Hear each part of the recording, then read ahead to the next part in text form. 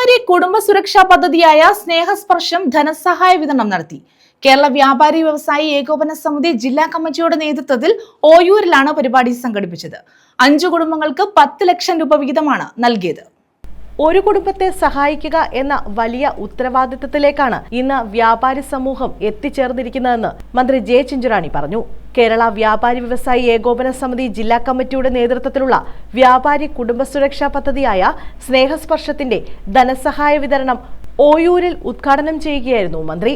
എന്നാൽ വ്യാപാരി വ്യവസായി സമൂഹത്തിൽ അതിനകത്ത് അംഗത്വമെടുത്ത എല്ലാ വ്യാപാരികൾക്കും ഇത് കിട്ടത്തക്ക നിലയിലുള്ള ഒരു പ്രവർത്തനത്തിലേക്കാണ് ഇന്ന് മുന്നോട്ട് പോകുന്നതെന്നുള്ളത് ഈ അവസരത്തിൽ ഞാൻ ചൂണ്ടിക്കാണി.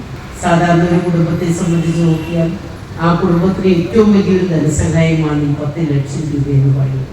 ഇന്നത്തെ കാലഘട്ടത്തിൽ ഒരു ജോലിക്ക് പോകുന്ന ഒരു വ്യക്തിക്ക് പോലും 1 ലക്ഷം രൂപ മാറ്റി വയ്ക്കുവാനോ സമ്പാദ്യമുണ്ടാക്കുവാനോ പറ്റാത്ത സ്ഥിതിവിശേഷമുള്ള ഒരു സമൂഹത്തിലാണ് വ്യാപാരി വ്യവസായികളുടെ കുടുംബത്തിന് ഇങ്ങനെ സഹായം.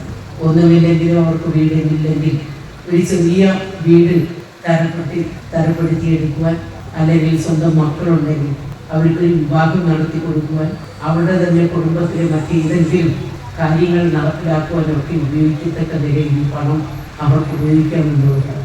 പക്ഷെ ഒരു വ്യാപാരിയാണ് നമുക്ക് നഷ്ടപ്പെടുന്നത് എന്നുള്ളത് യാഥാർത്ഥ്യമാണ്.